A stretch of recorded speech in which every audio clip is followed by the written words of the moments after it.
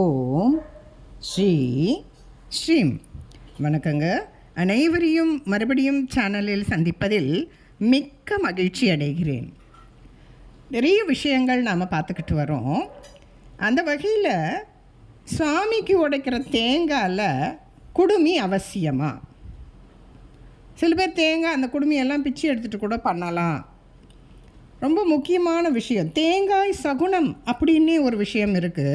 நம்ம சாமிக்கு தேங்காய் வீட்டில் உடைச்சாலும் சரி, கோயிலில் உடைத்தாலும் சரி, நமக்கு அதில் ஒரு பூ மாதிரியான ஒரு விஷயம் இருக்கும். அது வந்தால் ஒரு சுப சகுனம் அப்படின்னு சொல்லுவாங்க.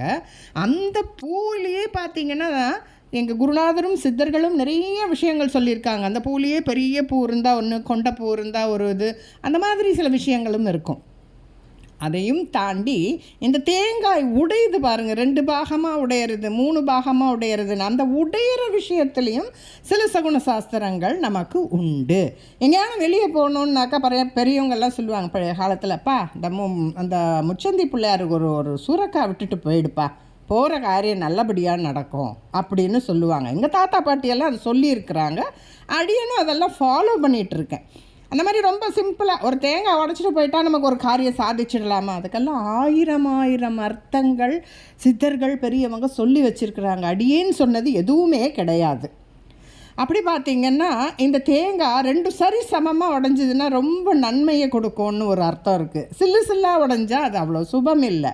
சில நேரத்தில் அழுகி போச்சு தேங்காய், நம்ம நல்ல தேங்காய் நம்ம வைக்கணும்னா இப்போ ஒரு முக்கியமான அந்த தேங்காய் உடைக்கிற சகுனம், வெத்தலை சாஸ்திரம், இது மாதிரி நிறைய விஷயங்கள் உண்டு. நாம் இங்கே குறிப்பிடுகிற ஒரே ஒரு விஷயம் என்ன அப்படின்னு பார்த்தா, தேங்காய் உடைக்கிறதுல சாமிக்கு வைக்கிறதுல குடுமி இருக்கணுமா இருக்கக்கூடாதா, இதுதான். ஆனால் எவ்வளோ மனுஷங்க பிறக்கிறாங்க, இப்போ வளர்கிறாங்க எல்லாம். ஆனால் யாரோ ஒருத்தர் தானங்க சுவாமிகிட்ட போயிட்டு முக்தி அடைகிறாங்க.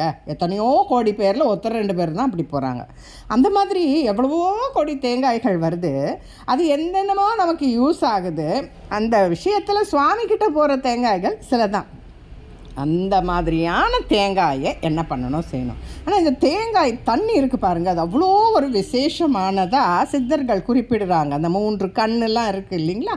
அப்போ அந்த தீர்த்தத்துக்கு என்ன பெயர்னா கண்படா கவின்மிகு தீர்த்தம் அப்படின்னு சொல்கிறாங்க. இந்த தென்னை மரத்துலேருந்து வருகிற இளநீருக்கும் தேங்காய் தண்ணிக்கும் அப்படி ஒரு சிறப்பாக குறிப்பிடப்பட்டிருக்குங்க. அந்த தண்ணி அவ்வளோ விசேஷமாக கண்படா கவின்மிகு தீர்த்தம் என்று சித்தர்களால் வர்ணிக்கப்பட்டது. அடியேன் வாக்கல்ல, அடியேன் குருநாதர் வாக்கு. அந்த தீர்த்தத்தை வச்சு நாம் சுவாமிக்கு அபிஷேகம் செய்கிறோம். அதுதான் இந்த இளநீர் அபிஷேகம், இந்த மாதிரியெல்லாம் பண்ணால் சுவாமிக்கு ரொம்ப பிரீத்தி. அதற்கு நிறைய பலன்களும் உண்டு. சரி, நம்ம அதுக்குள்ளே போக வேண்டாம். இந்த தேங்காய் போட்டு நம்ம சிதறுகாய் போடுறோம் பாருங்கள். அந்த சிதறுகாயிலேருந்து சிதறி வருகிற தீர்த்தம் பூமாதேவிக்கு தண்ணி தெளிக்கிற மாதிரியா அது அம்பா அவ்வளோ சந்தோஷப்படுவாளாம். பொதுவாக பூமாதேவி நிறைய விஷயங்களுக்கு சந்தோஷப்படுறதில்லை. ஏன்னா நம்மளை மாதிரியான ஜென்மங்களெல்லாம் சுமக்கிறதுனால அது பாரமாக ஆகுது அம்பாளுக்கு. ஆனாலும் பொறுமையில் பூமாதேவின்னு சொல்லுவாங்க இல்லையா? அவள் சில விஷயத்துக்கு சந்தோஷப்படுவாள். அப்படி பார்த்திங்கன்னா யானை நடந்து போது பாருங்கள், கால் தடம் வச்சு, அதில் அவ்வளோ ஆனந்தமாக ஏற்றுப்பாளாம். அந்த மாதிரி இந்த தேங்காய் உடைக்கும் போது சிதறுகிற தீர்த்தம் வருது பாருங்கள், அந்த தண்ணி தெளித்து அம்மா சந்தோஷப்படுவாளாம் பூமாதேவி. சரி, இந்த குடுமி அவசியமாக இல்லையா? சுற்றி எங்கேயோ போயிடுறோம். அதற்கு மறுபடியும் நாம் வரலாம். நம்ம கோயிலுக்கு போய் இறைவனை தரிசிப்பதற்கு முன்னாடியே என்ன எடுத்துகிட்டு போவோம்? தேங்காய், பூ, பழம் இதெல்லாம் கொண்டு போய் நாம் போயிட்டு வந்து சுவாமியை வணங்குறது நமக்கு வழக்கம். அப்படி நம்ம சாமிக்கு தேங்காய் உடைத்து நாம் வழிபாடு செய்யும்போது தேங்காயை குடுமியுடன் பயன்படுத்த வேண்டுமா, இல்லைன்னா அந்த குடுமியை அகற்றி விட வேண்டுமா அப்படின்ற ஒரு சந்தேகம் நம்மளை பல பேருக்கும் இருக்கும். ஆனால் அது யாரை நாம் கேட்டுக்கிறது அப்படின்ற ஒரு விஷயமும் நிறைய பேருக்கு தெரிகிறதில்ல. நம்ம முன்னோர்கள் என்ன செஞ்சாங்களோ அதைத்தான் நாமும் பலரும் இன்றைக்கு வரைக்கும் நாம் செஞ்சுக்கிட்டு தான் இருக்கிறோம். சில விஷயங்கள் பார்த்திங்கன்னா இந்த தேங்காயை நாம் குடுமியோடு பயன்படுத்துறதுக்கு சில அறிவியல் ரீதியான விஷயங்களும் உண்டு, ஆன்மீக ரீதியான விஷயங்களும் உண்டு. சரி, தேங்காயில் குடுமியை வைக்கணும் அப்படின்னு பார்க்கலாம். உடலில் ஒரு அங்கம் அது. பண்டைய காலத்துலலாம் பார்த்திங்கன்னா, பழைய காலத்தில் அரசர்கள், வணிகர்கள், வேதம் ஓதுபவர்கள் அப்படிலாம் பார்த்திங்கன்னா பரம்பரையாக நம்மளுடைய தாத்தா பாட்டி பாட்டன் பூட்டன்னு சொல்கிறாங்க இல்லையா, அவங்க எல்லாம் குடுமி வச்சுக்கிட்டு தான் இருந்தாங்க. ஆண்களாக இருந்தால் அதற்கு பேர் தீக்ஷைன்னு பேர். தீக்ஷைனா குடுமி அப்படின்னு பேர். அது உடம்புல ஒரு அங்கமாக பார்க்கப்பட்டது. காதுலேயும் கடுக்கன் போட்டிருப்பாங்க.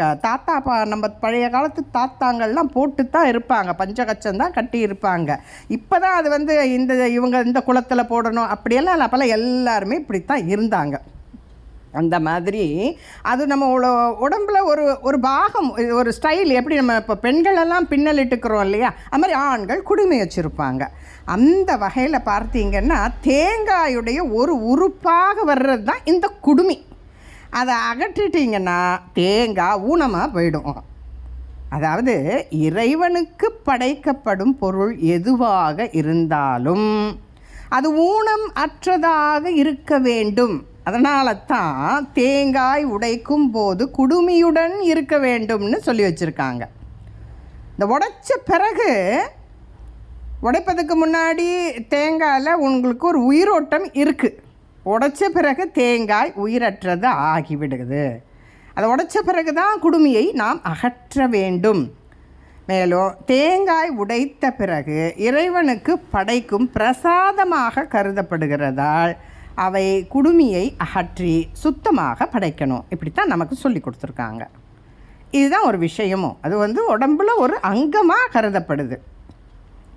சரி, நம்ம தேங்காய் உடைக்கிற போது ஏன் குடுமியை எடுக்கக்கூடாது?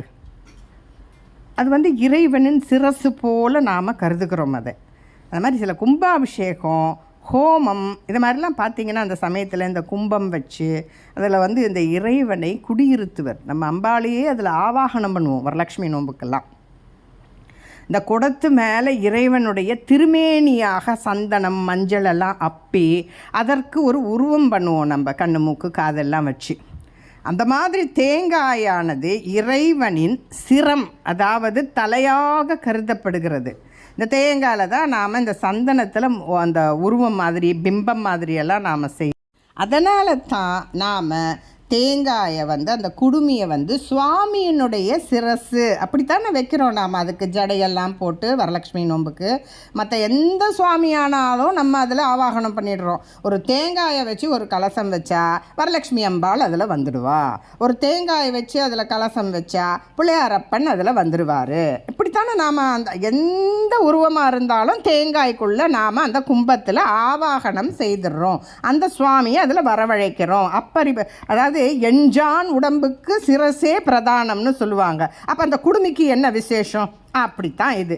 சரி, இது அறிவியல் காரணமாக இன்னொன்று யோசித்து பார்த்தீங்கன்னா, தேங்காயில் இருக்கிற குடுமியை பிச்சுட்டிங்கன்னா தேங்காய் விரைவில் அழுகிவிடும். நம்ம வீட்டில் தென்னை மரத்துலேருந்து தேங்காயெல்லாம் பறித்தோன்னா பார்த்தீங்கன்னா பெரியவங்களாம் என்ன சொல்லுவாங்கன்னா, அம்மா அதை நிமித்தி வைமா, அப்படியே போடாதீங்க, அதை அப்படியே நேராக வைங்க, அந்த குடுமி மேலே நிற்கிற மாதிரி வைங்க, அப்போ தான் கெடாதுன்னு சொல்லியிருக்காங்க. இன்றைக்கும் உங்கள் வீட்டில் பெரியவங்க பாட்டி தாத்தா இருந்தாங்கன்னா அப்படி நேராக வைங்கன்னு சொல்லுவாங்க. தேங்காய் சீக்கிரம் கெடாது, அப்படி அந்த பொசிஷனில் வச்சிங்கன்னா கெடாது. இதுதான் அறிவியல் காரணம்.